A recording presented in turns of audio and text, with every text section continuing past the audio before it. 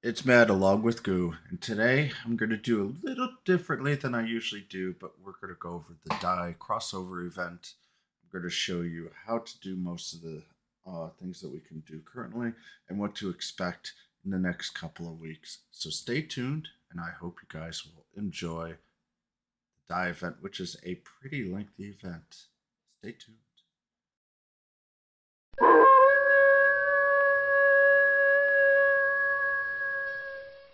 Hey, Goo, it's time for us to go through the event. Oh, okay.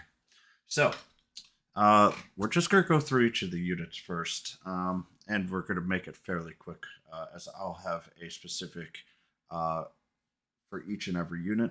But first of all, Dai is a probably the best unit out of all of them. From a pure power standpoint, he's a hero. Basically, he has three different elements: zap as well for his death blow, and a non-elemental. So he covers an incredible amount of elements and can actually be very, very useful. He does have a very interesting HP mechanic as long as he's above 20% or more, and you have one of his awakenings. He increases movement and reduces damage received by 20%. And on top of that, if HP drops below 50, he gets another reduced damage for 50% one turn with this third awakening. And his normal skill will also, if his HP is below that, he gets that huge physical power. And he also has a 100% one as well. So HP is very important to Dai. That's very unlike a lot of other units. He has great HP, but incredibly weak MP. Uh, and so some of his skills he really can only cast once, like Sky Slash as an example. But all in all, you're going to really want to focus on his HP. If you can control his HP to be between 50% and 20%, he does become one of the strongest units in the game. And that's also something you need to know when you're going to start fighting against Dai in Arena. The next unit is Yunko. He is a very interesting unit, but has two, no, two really big shortcomings. But let's first, he is a hero, definitely has some very interesting Zam powers. Um, has better stats overall than Dai, but Dai can really output the power. Where Hyunkul is more designed to be kind of one of those walking damage units that doesn't do the greatest damage, but has incredibly high resist except for Zap. His first awakening skill is basically death dodge. When HP goes to zero, sometimes he'll stay at one HP. Um, and actually, in the third and fifth, Immortal Man or Death Dodge, or however you want to talk about it, increases by another 10%. So he becomes really hard to kill. And for PvE, you can try and play RNG with Yunko, and very, very powerful overall. Uh, as I say, Zam based. His leadership effect is okay. Uh, his other really, really big issue, and also take a look, instead of having 25% of one, all resistance are 5% for two and four. So, Awakening Hyunko actually is really good. He's all around, but he doesn't have great strengths. But his other weakness is he only has two movement, and he is relatively slow in plotting. So those are his really big weaknesses overall. We're going to talk about actually Baron, who's not a gotcha, but he's actually a free to play unit. We will see him in probably week two, 2.5. The crossover Dai event is 45 days long. So it is a very long event.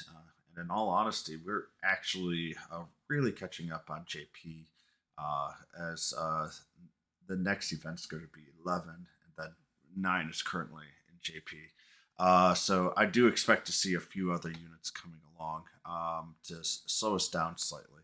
But for a free unit, he is actually fairly good. I'm actually going to go through his at least his skills all the way through. Uh, Larahoma occasionally put all enemies to sleep. Has a range of 3. Um, Gigadyne Zap skill has a range of 3, does zap damage to all enemies 101. And Giga Break has the range of 1, inflicts 320% zap physical damage as well. Very, very strong units.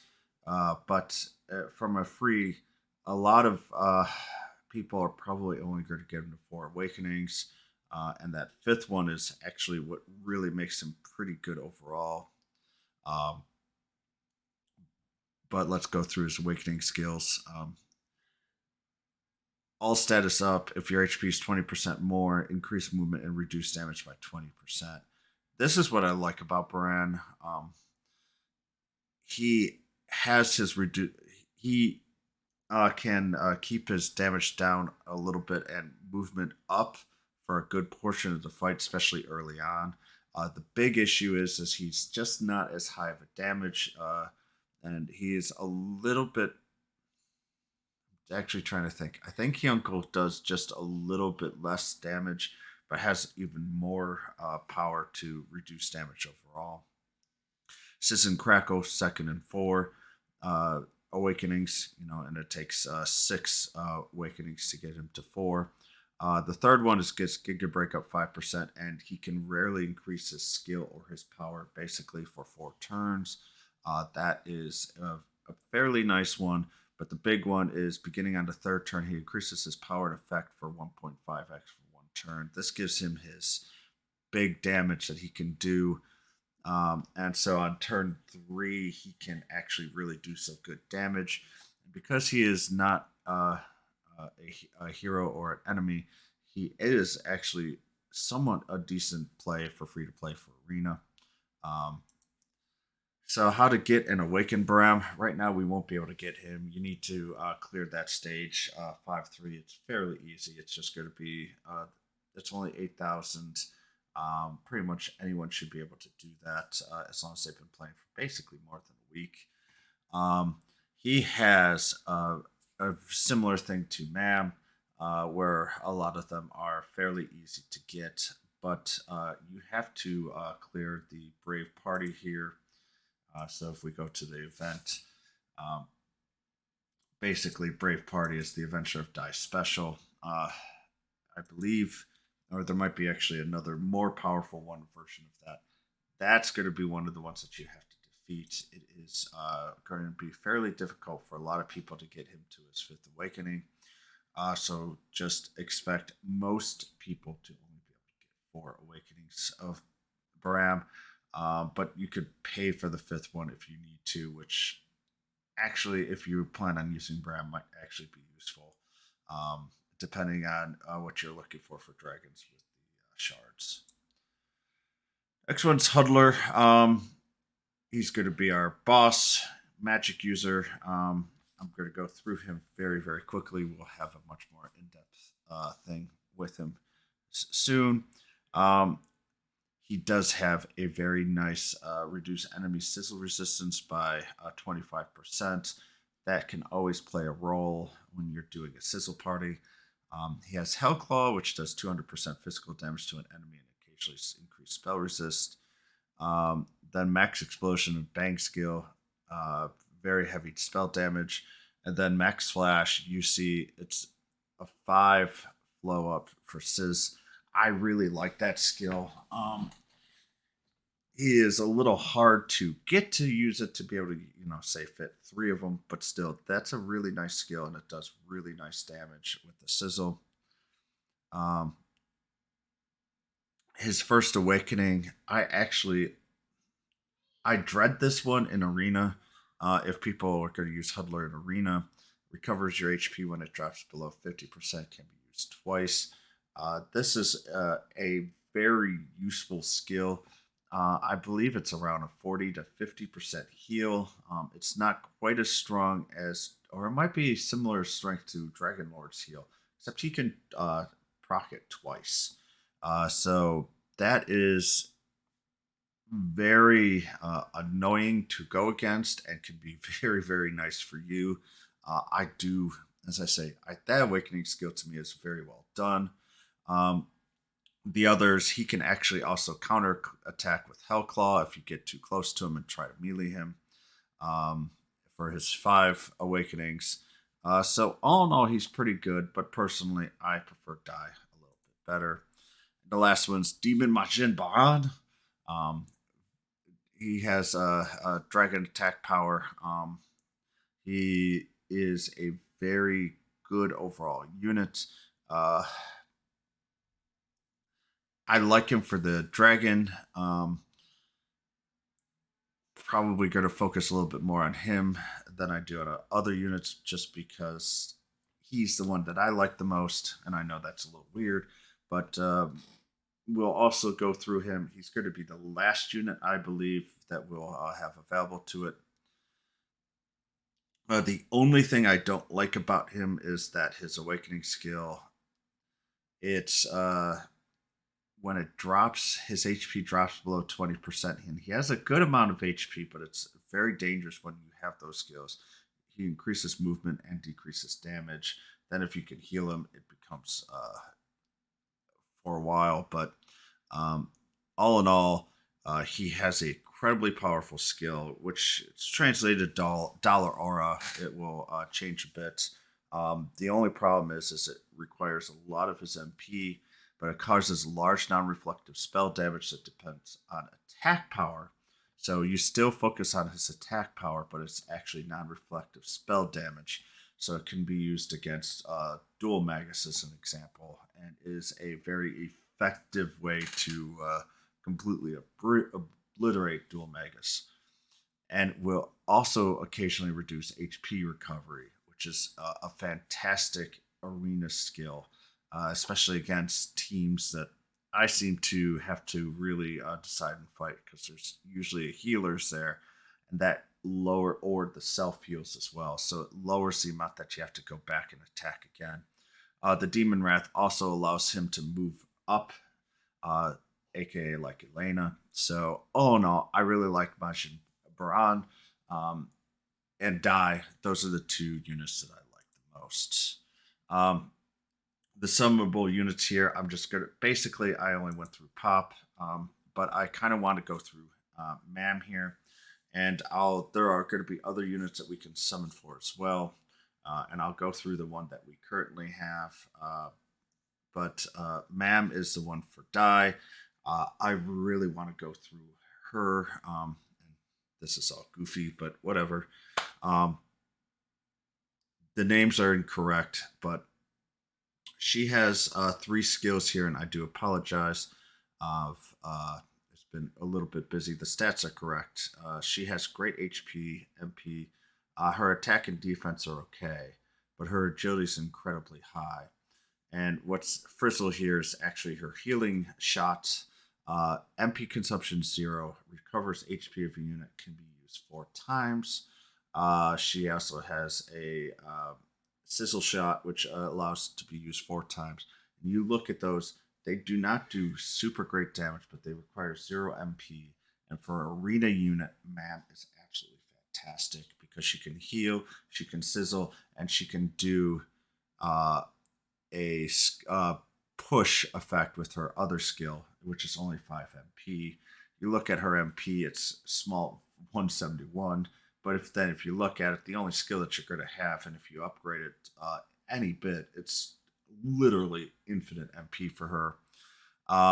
And she also has Magic Bullet, which is MP 0, causes a large amount of spell damage to enemies with a 2-turn cooldown. So, all in all, she is a fantastic unit for arena, especially once again between Pop and her. They're great for A unit only stuff. She is free. Um, let's actually go through and what you need to do to actually get her. So go through the die here. We can go to Awakening Procession here. The level up map to level 90, I highly suggest that you use the battle roads for that. I have not started the battle roads. I've actually been away from my house for the last 2.5 days, so I have not been available there. The 500 event quest, it might actually be the longest if you don't do the battle roads, but the battle roads do count. So once I start with the battle roads, you'll start actually seeing that just skyrocket overall. Recruit 30 party members in battle. You will get that fairly quickly, but you can do that in anywhere. I will show you where I am starting to recruit my first party member, um, just because I would like to get that done. Upgrade an ability 100 times. That will happen at the very least for others. Uh, it doesn't have to be a die unit if you don't have a die unit. Personally, this is the one that I have the biggest problem with, the alchemy 100 times. I'm starting to kind of run out of alchemy materials that I want to go through. And to be quite honest, I would love for this to disappear. This is a huge gold sink that doesn't really always help with everything. But with the events that's coming through, we're going to get a decent amount of weapons and armors. I'm not actually going to go through that today. I am sorry about that. But um, we'll have the alchemy, clear Mamro 7 one time. Once again, getting her to 90 will get you this, and clear Disciple of Evan one time. That one we don't have yet, but it's fairly easy to get. Actually, I don't think we do. Let's actually go through with the event missions here real quick. Got some of these to go through too. So you got clear the die, ma'am. A lot of these here are going to give you, and this is what we're going to talk about next, are these friendship stones. What are they used for and why to get them? So let's actually go through that right now. Go back to here. So we have friendship missions. And so you can definitely tell Crocodile and Yunko are not friends of mine right now. And actually, Pop isn't either. But that's more because of what I have been choosing to grind early on. But there is an interesting, and personally, I like the system where you can keep on getting these friendship stones. They will tell you how to get to the next level. So you need 4 more stones to get to 5. Um, the only thing I don't like is they don't tell you exactly how much it is for each level. But besides that, that's the one thing that I would love to see improved, is to have like a quote unquote level chart to see how to get through this.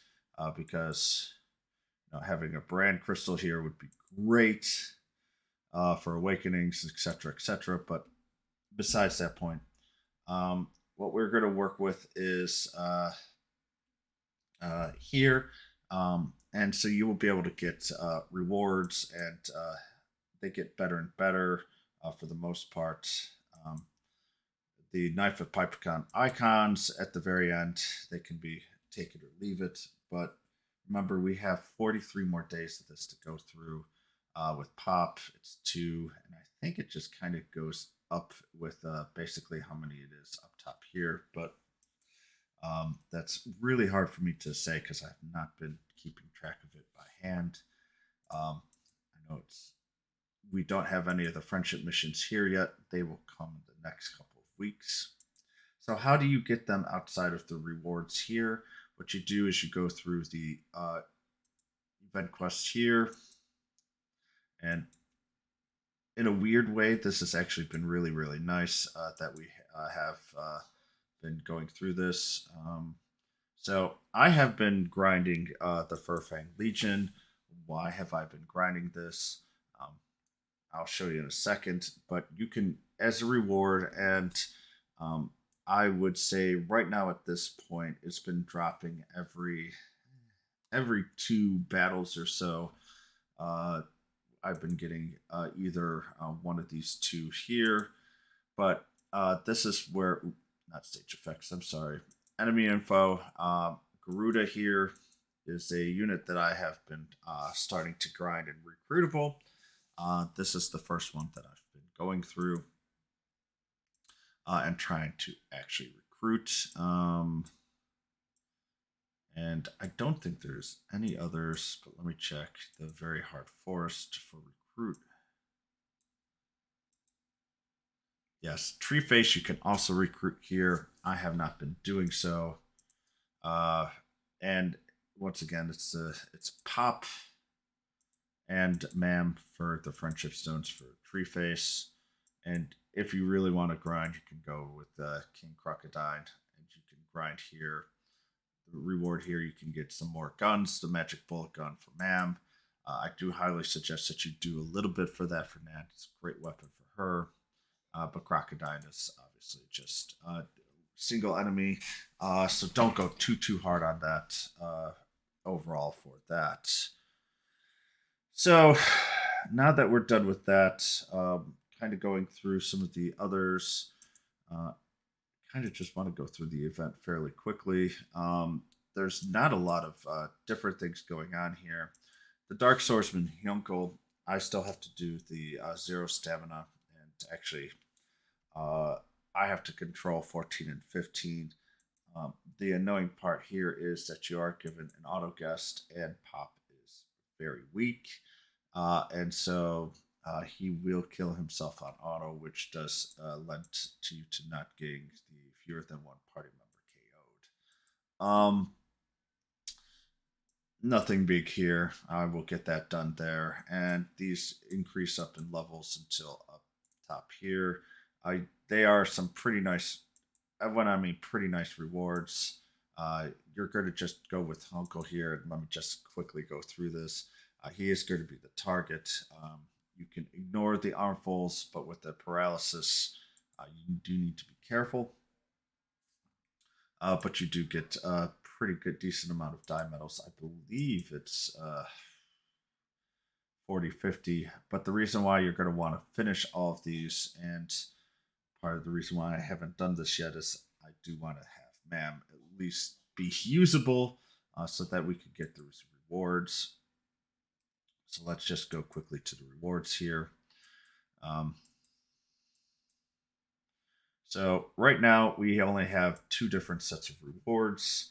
The first one here is the 15 from the Yunko. So if you can get 16 through 20 and get all the rewards, you can get a Dragon Chest Orb. This is for a die unit specifically to upgrade, and then if it will revert back to a normal orb later after the die event's over if you don't use it. And you can also gain 10 hero exchanges from that. For the adventure die medals here, um, there's not too many differences here. Nothing super interesting. For uh, guilds, I know that the top guilds have been trying to burn through the stamina herbs. I highly suggest that most people just go through and get what they need. Generally, the burning of stamina herbs is when I am trying to get books or trying to get upgrade materials, which I may need to go again the next time we have upgrades. And for me, and probably for everyone else, the big thing is iris and gold. The iris, I'm actually starting to get a decent amount through, and then the gold's going to be next because I have been in a severe gold shortage for the past. And you say, man, you've got 145,000 gold. Yeah, that will go away really quickly. I just haven't had time to spend it on the upgrades that I've been trying to get. So now let's go into the final stage here for the battle roads. So we have the new one here. It's the Man Battle Road. Very important here. Mid heel scroll, stage 7. Highly suggest that everybody focus on that. Mid heel is an incredibly useful skill. Can't be used for the units here in Die, except, or at least a MAM, because they're heroes, but in a fantastic one here. I still don't own Tree Face, and you can see Die, Yunko, and Pop are also along with this. MAM is the main one that's going to be there. I did already pick up Garuda, so the top 6 here are all either Gotcha, which is the first 3 here, or you can farm them, which are these three, and the other five are older units that you can go through. And as you see, I haven't done any of my upgrades yet, and I still don't have tree face, so I have not started um, my battle roads yet. I will probably do that tomorrow because I do want to make sure I have tree face, and I do need to upgrade them. The other one is Baran, which you can see here on the screen here. There are only 3 new units. These are all the Gotcha. Well, 2 of them are Gotcha. Demon Majin Baran and Tree Face there. But Bram here is something that you can farm, and the others are units that you already have. So that one's a little bit easier to get through. If you're going to pull on Demon Majin Baran, then go ahead and do so and wait until you pull on that. But otherwise, not exactly a super difficult battle roads to prepare for. Mom is a little bit harder as she has 2 units that you can grind for to increase at least initially. But all in all, these battle roads are going to be okay for getting most of your units leveled up. Most likely, as I say, I believe most people are going to be pulling for Dai, so I do expect them to um, grind those the most. So I hope you guys enjoyed this. I usually don't like doing these this late. I do apologize, but between work and also this is one of the more unique events, and it made it a lot easier to explain what to do while waiting for it out there. So it kind of worked out for me. I do apologize that we had to do it after the fact, but I think it's a lot easier for me to explain, especially this one this way. Anyhow, so good luck, everyone. Love you all. I will be doing some of the others and probably having a more in depth review on the free units as well once Brad comes out. So you'll be seeing a little bit more videos than I have been making recently, and I do apologize. But as I say, work and prior commitments have been making it a little harder for me to create some content lately. So I do apologize, but I thank you for listening to me and listening to me rant in the last 30 seconds. Good luck and enjoy Dai. And if you've got any questions, please don't hesitate to ask here, or you can also visit me on Twitch. I am just Matt Guru on Twitch. So, bye everyone.